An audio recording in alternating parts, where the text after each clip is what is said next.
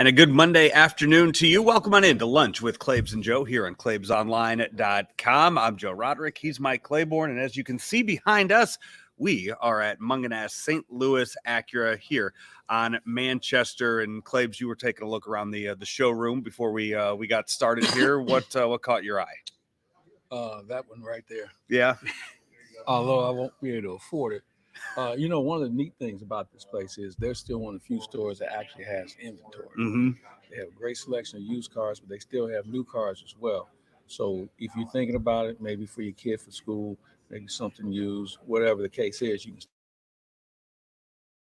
That's the case. And you go online at stlouisacura.com and see what they have out here, or come out here and visit them on the showroom. Hey, we are brought to you each and every Monday by Ameren, Illinois. Also our friends here at Mungenast and Ryan Kelly, the home loan expert. Find them online at thehomeloanexpert.com. I mean, I don't know what else we have on the docket to talk about today other than the Cardinals and what they did last week. Claibs, last time you and I did a show together was Wednesday. It was right after the trade deadline. We kind of talked about, what they had done, the moves they had made. They were good for the team, and little did we know that it was really just going to catapult the team into quite a winning streak with everything else you could look at. Yachty coming back, Paul DeYoung coming back with a big bat.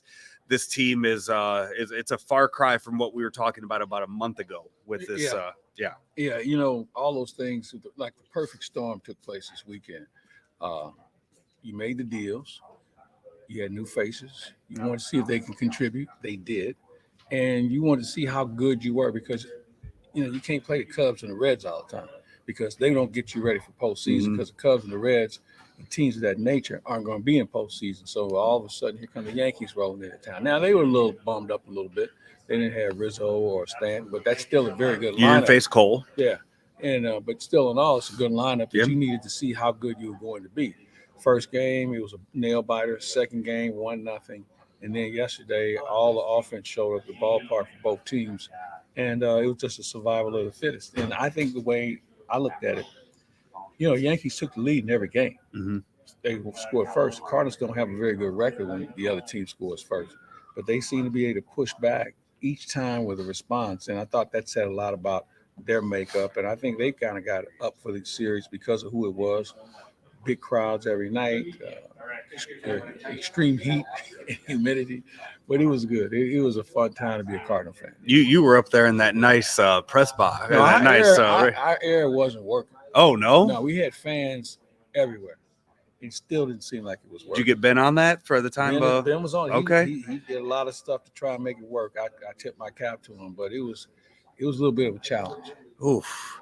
Yeah, that's at least it wasn't like a Wrigley press box or broadcast booth that you guys have up there. You have a little space. Yeah, you're able to, I agree, to get out. But yeah, that's rough then doing that because just sitting there, and I could not believe when they announced the crowd on Saturday to see that was the largest ever.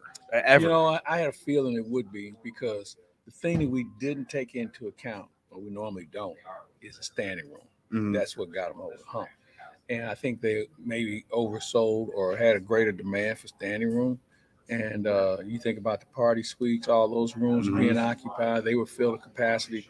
So you couldn't have gotten anybody else in there with a shoe on. I mean, it was packed in every sense.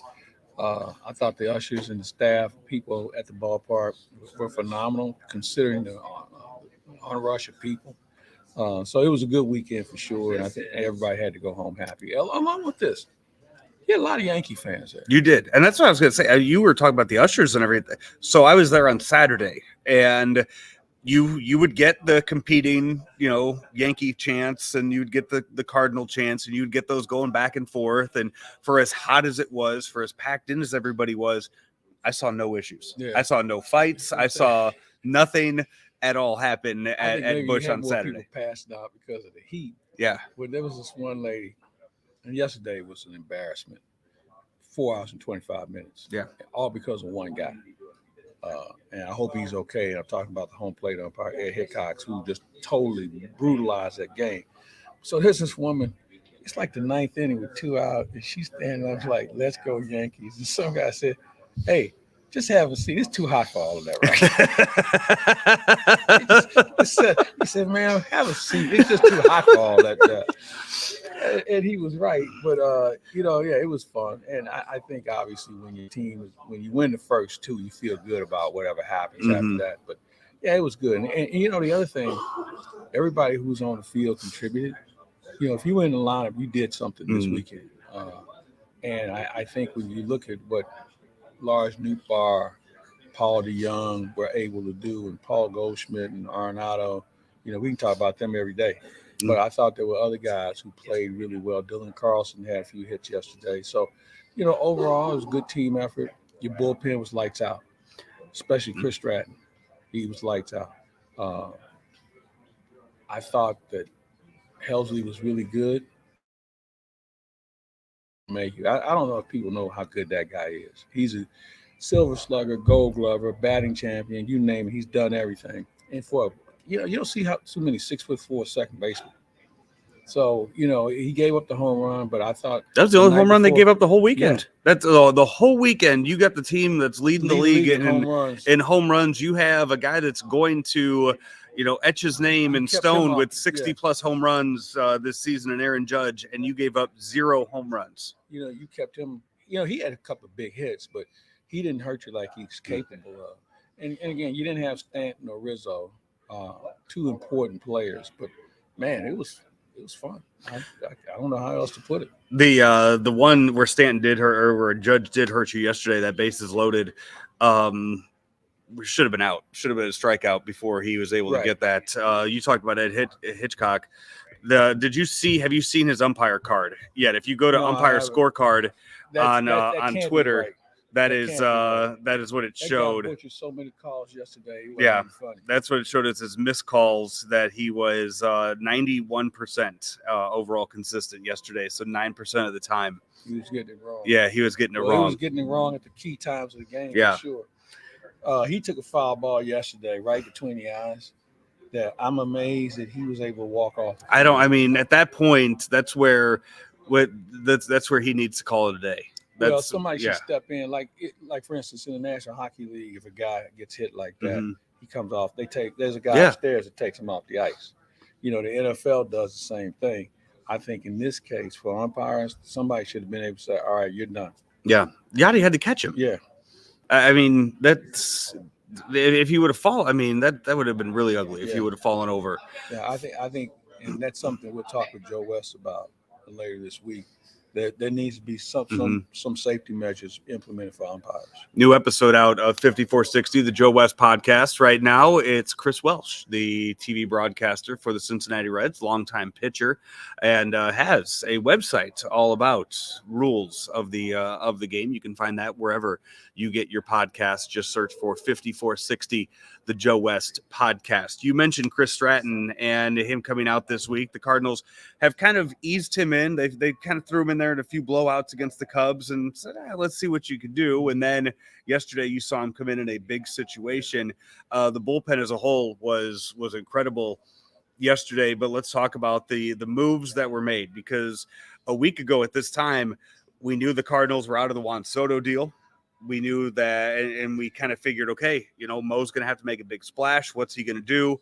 The Yankees go out and get Frankie Montas. We saw him struggle yesterday. And he caught up to him so quick. in the game. And Mo goes out. He gets Jose Quintana from the Pirates. He trades Harrison Bader for Jordan Montgomery, who we saw yesterday. He makes 2 very under-the-radar moves, and I think today, a week removed, he's being celebrated as probably winning the trade deadline. Well, he certainly improved the ball club. I don't think there's any question about it from what we've seen initially. The Jordan Montgomery deal, if you're talking Yankee people, like I did over the weekend, they're still scratching their head. But they understood the fact that they thought when Montas and Severino comes back that there wouldn't be a spot for him because they didn't think he was a bullpen guy.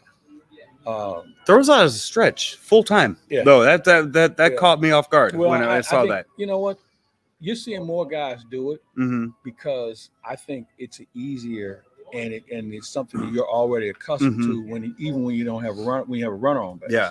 Throw in the fact that Palante doesn't have much of a no, windup. he doesn't either. There's a lot of guys that's starting to go that direction. But overall, I think he's a guy that when you look at his delivery and look at his stuff, he's a strike thrower. Mm-hmm. He's always in strike zone, ground ball guy. Doesn't overpower you, has a good enough fastball to make it work, and you kind of go from there. But I think when you look at what he's able to do to give you depth in your rotation, now Palante, who I thought what he did on Friday night was saving that team on Friday Mm-hmm. night, backing up Quintana, because he was gassed and he stayed out there and fought through it. Now your bullpen is really coming together. Mm-hmm. I think the question would be, what do you do when if Matz comes back? There's some debate about that. And Flaherty, who is coming back, what do you do? Because everybody out there is throwing well right now. Mm-hmm. You got a couple of left-handers. Now we haven't seen,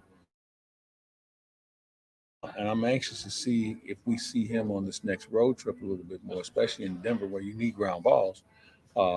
There's still some competition to be had out there as far as who's going to be on this roster in 2 weeks or 3 weeks or whenever these other two pitchers come back. Yeah. Another thing that I think kind of went, people might have missed last week, Drew Verhagen done for the year. He's going to get some surgery. They didn't have to cut him. You don't have to release him. No. We'll give him a little dignity, I guess, and let him come back this and wasn't- compete for a job this next wasn't year. Good year for him. No. And I know he's dealing with some injuries, but it just didn't work. So he'll get a chance to rehab, and like you said, we'll see you in spring training, and hopefully it'll be a better season for you than it was this past season. Yeah, the way the schedule has worked out since the All-Star break has really benefited the Cardinals and allowing them to. This many days off is you got a week off every Monday this month. Yeah. Then throw in the fact that you only play two teams over 500 this month: the Yankees, who they just swept, and then they get the Milwaukee Brewers next weekend. I'm sorry. You have Atlanta coming in later in the month, too. You do. Yeah. So you have three teams of all the teams you play that are going to have a record over 500 and have something to compete for. So it's fun. And the Brewers are helping them. I mean, the Brewers are playing bad teams, too. I think that they're reeling from this Hader thing. And then Devin Williams comes in yesterday and gives it up. Again. So they got some real issues there. It's bad enough they don't hit enough. Mm-hmm. And now they didn't go the get most bat. secure thing you have is your bullpen, and now that's starting to come apart. So, I'm not going to cry a river for them. But Cardinals up 2 games right now. They get the Rockies this week. The Brewers have the Rays. So they have their hands full. Yeah, and then coming in, I mean, this. You know what? I mean, if the Cardinals are on a little run like they were last year, this division can be wrapped up by this weekend. Well, you know what I mean. I mean, you know what I'm saying is that they could. You make a good point. Let's say Cardinals take 2 out of 3 against Colorado. Yeah. They come in and get 2 out of 3 against Milwaukee. So now you could be up by as many as 5 games by Sunday night. Mm-hmm. And a 5-game lead in this division, I don't see the Brewers' offense that good where they can, because you can only win so many 2-1 games during the course of the year. And I don't see where they're going to get any better offensively. So yeah, you make a good point. Where, let's put it this way, it won't be decided, but it'll be a more clear picture on where this division is headed. And you kind of have to like the Cardinals' chances. And the fact that you look at the lineup now for the Cardinals. Yachty's not hitting very much, but when you look at what he's meant behind the plate, there's not an easy out in the lineup anymore. I mean, when the A spot, the nice spot was an easy out. Newpar, now he's getting 4 bats a day, is starting to come around a little bit more. Carlson's starting to get comfortable in the leadoff spot. Tommy Edmonds is trying to put together a couple of hits. So, everybody else, I think the key guy here now is Gorman. You got to get something more out of him. Now, he's going to be a DH against righties. So he's going to get some at-bats. But he's got to quit getting himself out. I mean, he gave away some at-bats this weekend. And I attribute it to youth. But, it's one of those things that it's part of the growing process. And hopefully he'll turn it around. This weekend is the 1982 40th anniversary weekend against the Brewers. A lot of the former players will be in town. Claibs, you and I were talking beforehand of some of the big names that'll be here. You know what? They have just about everybody coming back. Now, the only person they have not heard from is George Hendrick, but just about everybody else is coming back. And it will be fun to see some of those guys. That was kind of like my first full year in the business, at least getting paid for it. And knowing those guys then, and then seeing, and you see LaPointe come back, and obviously Ozzy's around, and I've seen Tommy Herr a few times. But there's some other guys that I have not seen in a while. So I'm anxious to see him. And I really wish George was going to be here because he was one of my favorites. We won't have David Green. We lost him earlier this year. And somebody else we lost. So it'll be good to see the ones that are here, though. That'll be this weekend, Friday, Saturday, Sunday. Tickets still available for that. Hey, not many though. And the more the Cardinals keep winning, the less those tickets are going to keep they'll be. Hey, this is Lunch with Claibs and Joe here live at Mungenast St Louis Acura. We are powered by Ameren, Illinois, and also sponsored by the Home Loan Experts, Ryan Kelly. Find him online at thehomeloanexpert.com. Shooter from the belt to the plate. A swing and a miss, and that's a winner. That's a winner. A World Series winner for the Cardinals. Relive the final strikeout pitch from Bruce Sutter to Darrell Porter in Game 7 of the 1982 World Championship with a one-of-a-kind bobblehead. This bobblehead will be one that collectors don't want to miss. Find out more at cardinals.com/promotions.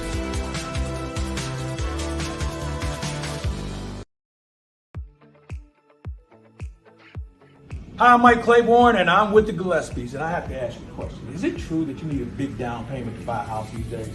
No, Mike, that is not true. I've closed several clients with zero money down.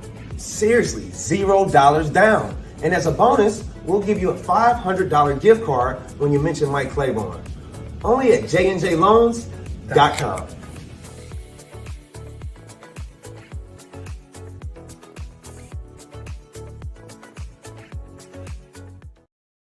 Back here, Lunch with Claibs and Joe, powered by Ameren, Illinois, driven by Mungenast St Louis Acura, and sponsored by the Home Loan Expert. Find them online at thehomeloanexpert.com. As you can see, we are out here at Mungenast St Louis Acura. Claibs, we're talking about the 40-year anniversary of that 1982 team. This past weekend in Philadelphia, they honored the former Philly greats, and they brought back Pete Rose. 81-year-old Pete Rose, first time that he has been brought back to. Probably last time. Too. Yeah, I would say in Cincinnati or Philadelphia, I think that might be the last time we've seen Pete Rose on a baseball field. So much controversy surrounding. Yeah, that. And you know what? I saw it. It was kind of like a gotcha moment, and I'm not trying to defend what he did 50 years ago, but. They seemed like they were just waiting on him so they could. I don't know what else he could have said. I mean, obviously he could have said it differently, but I think when he said, "Hey, I'm not here. I'm here for the fans. I'm here for my teammates," and then when he started to go on and on, I think that's when. And then he was on the broadcast, and I'm sure they'll be hearing from the FCC today about how that one unfolded. But bottom line was, I thought it was just a little unfair to have that moment where if you look at all the other things he's done, that's probably a more entertaining story compared to what happened and why he's not on TV now to bring that up again in that situation. And that's not the first time we've seen people go after him. And that, remember when Jim Gray did that on the field, and just a lot of things like that. I think there's time and place for it, but I didn't think that was it. I'm not saying they shouldn't have asked a question, but I think that in that environment, if you really wanted to talk to him, you should have asked for a one-on-one. Yeah. And if you're not familiar with it, it's about relationships that he might have had with a 16-year-old and 14-year-old back 50 years ago when he was in Philadelphia. And, he was asked about it. And then there was so much, there was so much strange happenings around that too, because then his agent comes forth and tells the reporter, he wants to talk to you, and the reporter said it was like Pete had no idea that he was supposed to talk to me or what he was supposed to say to me, and then offered to sign baseballs instead of apologize, and called her babe. Yeah, it was And that's what I went and looked up, but I of- didn't realize Pete Rose was 81 Yeah. years old now. Yeah, a lot of things that went wrong. The intent of having him there was a good idea, but unfortunately, it didn't work out the way maybe they hoped for it to. Hey, look, he is who he is. I don't know what his cognitive state is at this point, but I think that you have to be concerned about that sort of setup again. I don't know. Well, no, you don't, because it's never gonna happen again. No. That's the last we've seen of him. Yeah. And that's unfortunate, because if you ever talk to him, he still, my last dealing with him, he really had a good memory. He really knows the game. He understands hitting better than anybody you're going to talk to. And he's a bastion of knowledge. But with all the other things that come with it, we've kind of forgotten about that. So it's unfortunate. And hopefully, I'd like to see him get another chance, but I just don't see it happening. Also around baseball this weekend, we were talking about the trade deadline, the winners and losers of the trade deadline. Juan Soto goes to the Padres, and the Padres welcome in the Dodgers and then get swept. Yeah. The Dodgers just have their number, no matter how good the Padres are. You're right. It has been what is it now? I mean, it is 15 of the last 16 games now. It's like, and you're right. It doesn't make a difference who's in the uniform. No. They go get Tony Gwynn, put him in. When Junior, they go get him and put him in there. But they just have the number, and it's mental. Now you can say, so for some of the younger guys or the new guys, well, I'm not part of that. I wasn't here for all the other losses, whatever. But still, in all, it's the uniform. It's not the player, and it's going to be interesting to see what happens, because San Diego's kind of going in the other direction now, and there's no excuse for that. Especially when you look at their personnel, you look at their manager. I think Bob Mel's one of the best managers in the game, and he can't even turn it around. So I don't know what they do next. I guess the question is this a team or a collection of players? Mm-hmm. Because think about all the guys on that team who come from different organizations. San Diego's, they develop players long enough to trade them, but they don't have many homegrown guys on that field as we speak. And I think sometimes that can be a little bit of a distraction also. So we'll see what happens. As you look around baseball and you look at the standings right now with 2 months left, it's the central divisions in both where the races are. Yeah. Everything else is pretty much down to the wild card. The AL Central, I don't know. I mean, the White Sox have all the talent in the world, but just can't seem to get over the hump. You look at them, you look at Cleveland, Minnesota, they're all kind of like the same team, where it's almost like whoever can survive and maybe put together 3 or 4 winning streak can end up winning the division. I think all those teams are like what you just said. They all have talent, but you just don't know how it's not coming together, because 2 of the 3 managers are pretty good. Baldelli's new at this, but so far so good for him. So you gotta wonder. And I think the Chicago media keeps finding ways to get fed up with La Russa. Oh, they want his hide right now. The whole follow the sleep thing. They have their sights set on him, because you know why? None of them wanted him. No. None of them wanted him, but they couldn't argue with him last year because he was pretty good. And they did it in emphatic manner. This year, that one little crack in the armor, and they have taken full advantage of it, and they're going to ride him until they run him out of town. He doesn't care, and he hasn't let it affect him one bit. Not yet. Hey, another short break here on Lunch with Claibs and Joe. We are live from Mungenast St Louis Acura. This is ClaibsOnline.com.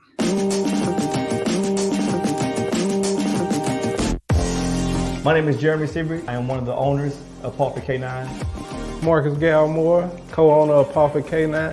What makes us different from other dog companies is there is no breed left behind.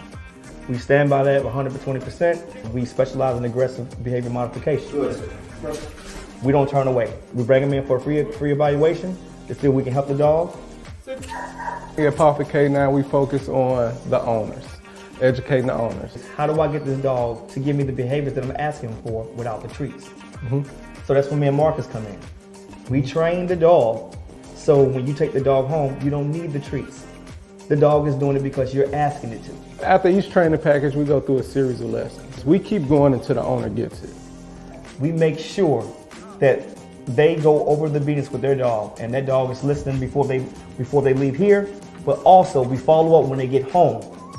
Is your pup listening to you here? If it's not, we one phone call away, we'll make a trip. We got the Paw Pick Mobile, where we go out to their homes and make sure their dog is okay.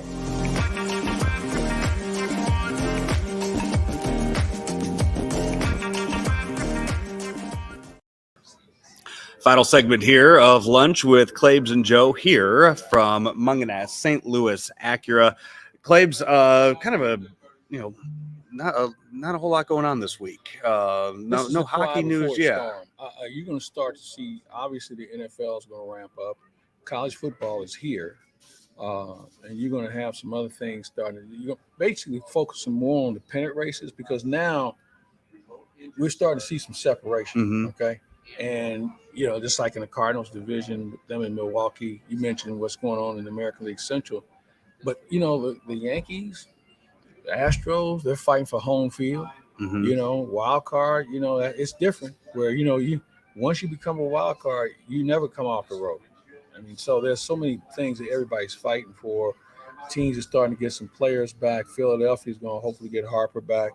The Yankees are going to get Severino back. Cardinals, hopefully they'll get something out of Flaherty and or Max. So we still, as I said earlier, haven't seen these teams in their best position. So, but you're going to start to see some teams either go harder or raise a flag. Past weekend, it was Pro Football Hall of Fame induction weekend, and Dick Vermeil finally was enshrined into Canton. Long overdue for Dick Vermeil, but it wasn't the greatest class. But you know what? Well, I don't know. I've heard some other people say that, and I'm not sure if I would. The only guy who I thought was a question mark was Tony Baselli. Tony Baselli was hurt more than he ever played. Wasn't on any very good teams. But I know he's kind of like a darling media-wise and, very likable person. But I didn't think Tony Baselli was a Hall of Famer. I really didn't. Now, he's a good player at USC, but in the NFL, because of his injuries, I just didn't think he was that dominant. Seymour was a beast. Sam Mills was one of the hardest guys to put a block on. Leroy Butler kind of changed being a legitimate cover safety as well as playing the run, and he could play special teams. Cliff Branch should have. That was one I kind of wrestled with because they didn't throw it to him as much as they throw to guys now, but nobody could catch him, And so Frank Cusimano, I talked about this yesterday. Cliff Branch, Mel Gray, same guy. Cliff Branch went to the Super Bowl. Mel Gray went home every year because he was on some teams that weren't very good. And who else do we have? Brian Young. You couldn't block him if you tried. I mean, if you put, he could fight double teams as well as anybody. And who else do we have? There's one other person that jumps out at me. You said Leroy Butler? Leroy Butler. And then there's Dick. And Art McNally. How is it that a league that's been around this long has not thought enough to include the officials? That's the only league in sports of the four major that they never had an official in the Hall of Fame. The other sports all have had people in the Hall of Fame that were officials. But this is that whole process of how they elect people is flawed. It's a popularity contest. And if I don't like you, let's say you're in St. Louis, and I think London Fletcher's a Hall of Fame. Yeah. So he needs to hope that somebody in Washington liked him, or Howard liked him, or something like. What if they didn't like him? Yeah. And they may say, well, it's my duty to still try and present. Yeah, but if you don't have the background and the connection, it's going to be hard to do. So I think there's a better way to do it. And they're all flawed. I mean, baseball is flawed with its writers. You have a committee with basketball, and same with hockey. Hockey left Dino Ciccarelli out. Here's a guy who had 600 goals and was sitting there watching guys go in before him. But my point being, I didn't have a problem with any of those people who went in. I think Dick Vermeil was a sentimental favorite.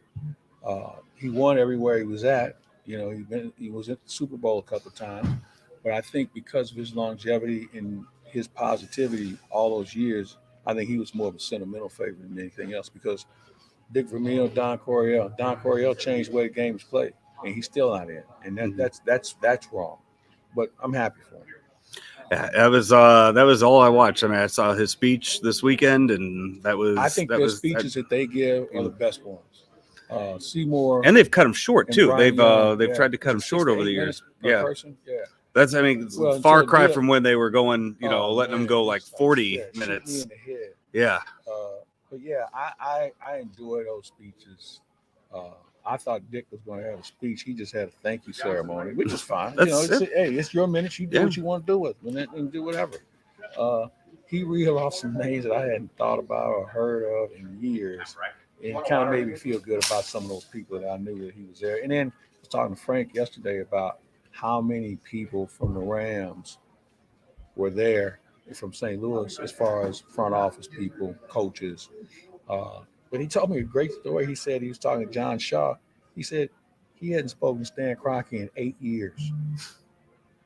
Think about that. I mean, he got what he wanted and moved on. But yeah, I've been to that ceremony a couple of times, and I said I would go back one more time, maybe for Torrey.